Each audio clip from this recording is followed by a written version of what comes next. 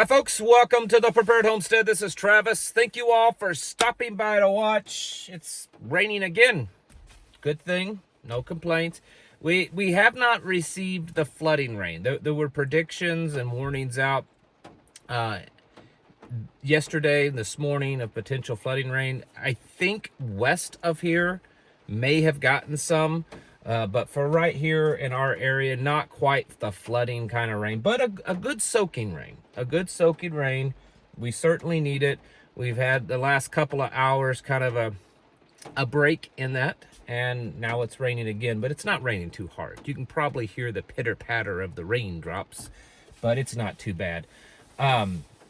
Always could use a little bit more rain, at least most of the time. Today seems to be a fairly slow day in the news. Eerily, Russia and Iran seem to be kind of quiet.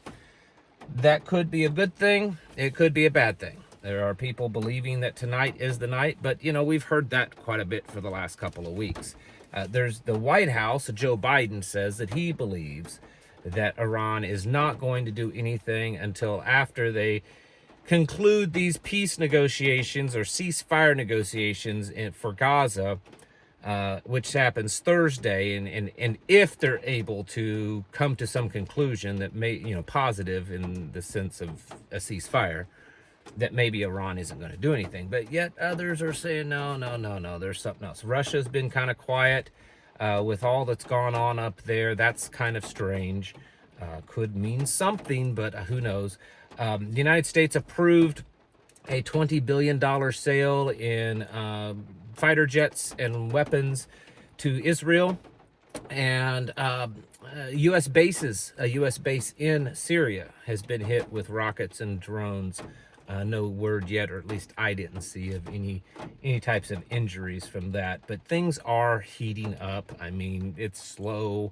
We don't know exactly the direction they're going, but they're heating up. But I want to share with you something that, well, first I'll start off from just strictly prepping, forget news and all this kind of stuff.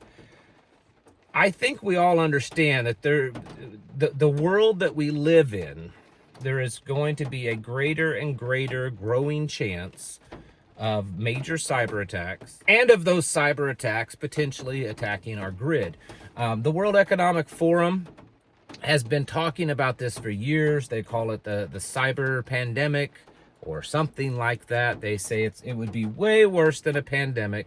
And there's all these, you know, think tanks and stuff that they're trying to warn people about a cyber attack, when the reality is they're probably planning for it. I kind of feel a massive global cyber attack could be the thing that brings about artificial intelligence to a control level. You know, everything is bad, doesn't work, and they say, well, you know what's going to fix this? If we allow AI to take control of the computers and the security and everything, because AI could withstand the cyber attacks. It's the only thing smart enough to do it, right? If you remember back last fall, there was that movie that was produced by the Obamas. I don't remember the name of it because I don't care. It was an so-so movie, very dry, boring movie. But it was about a global cyber attack. And the significance in that movie is that the director said that Barack Obama himself played a major role in the development of the storyline, that he was giving them information from what he had learned as a president of what could happen or might happen. So a lot of people have wondered since then, was that kind of predictive programming of a cyber attack. When you start to see everything that's happening, the election, a good way to stop it could be a big grid failure cyber attack. All of these things are possible. And so we have to really start examining our lives and trying to figure out, okay, if there was a cyber attack, if there was a grid down, how would that affect us? I mean, it's going to affect us greatly, but really, what can we do, and how can we prepare so that it doesn't affect us nearly as bad, that we're able to survive. You know, your electricity goes out, your communications with your phone and internet and all that goes out. You can't go to the gas pumps anymore. You can't go to stores anymore. Your credit cards don't work. You can't access money in your bank. I mean, you're knocked back into the, you know, at least the 1800s, so to speak, if it all goes down. Remember that there was a congressional level study done several years ago, I believe it was through the CDC or something like that, that if there was a grid down in the United States, that 90% of the population would die within the first year. And if you look at things like Deagle reports and population reduction plans and stuff, maybe that's what they're going to do. Well, I want to share with you something to not scare everyone, because I want to make it very, very, very clear that there's really no evidence. This is very thin. It's just something I want to throw out there because we're living in a time that this could be possible. So apparently, through my watching content and reading stuff that some of you folks have sent me, there are rumors, and it may just be that, but there's rumors from people that have very emphatically claimed that the dark web, that there's information on the dark web, that there is a planned grid down cyber attack for the United States between now and the election. Some of the sources that's sharing this is saying that some of the same people online that in the dark web that are saying this are the similar or the same people that days before that big internet crash a couple weeks ago from what was it, cloud something, what was it, man? My mind just totally went blank. Cloud share, cloud something like, remember that a few weeks ago, where the internet went down for a little while, everything was all wonky, and you know, so apparently there was some predictions on the dark web that was coming, and same people are predicting that a planned cyber attack to take down the US grid is happening, or is in the works. Will it be the entire US grid? Will it be just parts of the US grid? Will it be nothing, and is it all bunk? I don't know. The only reason that I'm sharing this with you is not because I feel that this rumor from the dark web, and I've never been on the dark web, so I don't know. I'm just going by other random sources that I don't know. So that's why I want to make it clear that this is one of those things that's out there that you take with a very, very tiny grain of salt. But the only reason that I even would consider this, because typically I would see something like this and roll my eyes and move on, is because in the last 9-10 months, and really going back a few years, there's been this buildup that this is the threat. This is the big thing that could happen. The World Economic Forum, I just mentioned that. They've been terrorizing people for the last few years, that this is the cyberdemic, cyber pandemic, whatever it is, that it's going to be bad. It's going to take everything down, and that even Klaus Schwab has talked about how it would be far, far worse than any pandemic, and that we got to get ready for that. And then, of course, the whole Obama movie, which so many people believe that that's predictive programming. I think it could be. I think it strongly could be. Why is that the movie? I mean, you've got the Obamas that are Marxists and activists and all this kind of stuff, and the first movie they produce is some kind of apocalyptic type movie that is based apparently on information that he had received and training and knowledge that he had as a president, instead of, you know, something to do with their, you know, all of their social justice kind of stuff. It's strange, right?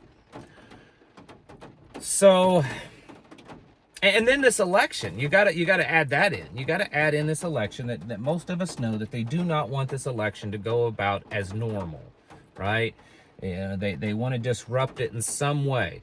And from right now, it looks like that Russia and Iran aren't biting the bait, right? I mean, maybe they will, but the way it's looking is Russia and Iran aren't. You know, they're not able to goat them into a World War III scenario, at least for now. So is a massive cyber attack, is a grid down attack possible? I mean, I think the answer to that is simply yes, it is possible. Is it likely? I don't know about that. I mean, I have talked, and I'm sure many of you have thought about, you know, all these illegals and potential Chinese nationals and, you know, from the military and stuff being here. Could they physically attack our grid? Anyone that's ever worked either in emergent, well, most people know that, you may not know the exact location, but most people know that there are really just a few junctions in our grid. And if you happen to know where those junctions are and you take them out, you can cause a cascading effect and take out almost the entire nationwide grid. This is information that it wouldn't be hard for some type of foreign military to get a hold of and to plant people in the country to do those things. Cyber attacks, China is getting really good at them. They do cyber attacks against the United States all the time. Is that their plan? I don't know. But I'm saying that 6 months ago, a year ago, 2 years ago, most of us might have said, you know, yeah, that's a possibility, but I just don't think it's very likely, right? I think that most of us now would say that's a possibility, and it's becoming more likely to happen. And so this is really at the core one of the things that compels me to try to encourage you to prep the most simplest way, meaning the most old-fashioned way. You should have layers, contingencies and contingencies. Yes, you have your normal preparation. Some of you use a lot of technology. There's nothing wrong with that. You have your ham radios. You have your battery backup storage solar panel systems and all of that stuff. Nothing wrong with that, okay? But you should also have another layer of plan and preparations for when all of that may not work, whether it's through an EMP, CME, grid down, whatever. You just don't know. And so I'm telling you, you better be stocking up. You better be getting yourselves ready, going over your preparedness plans of, okay, we have all this stuff. This is our plan. Now what happens if there is no electricity, if there is no grid and disease spreads and people get crazy and it becomes zombie land, basically? Now what do we need to exist and survive in that world? Because that's way, way, way more dramatic than anything than any of us have ever had to live through. So it's something you all need to be becoming very serious about planning and thinking about. Not because I necessarily believe that a grid down scenario is for sure happening, but considering all of the things that I mentioned and probably a few other things, I think it's becoming more likely.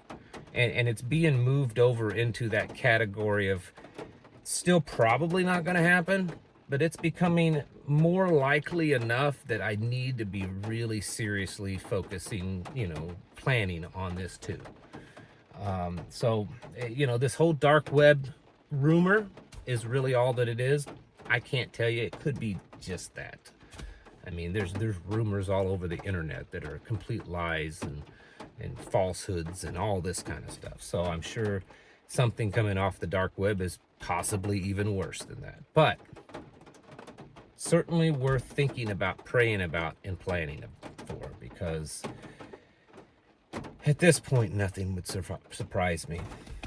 Folks, it's time to get your houses in order and prepare yourselves mentally, physically, and spiritually. Thanks for watching, and I'll catch you in the next video.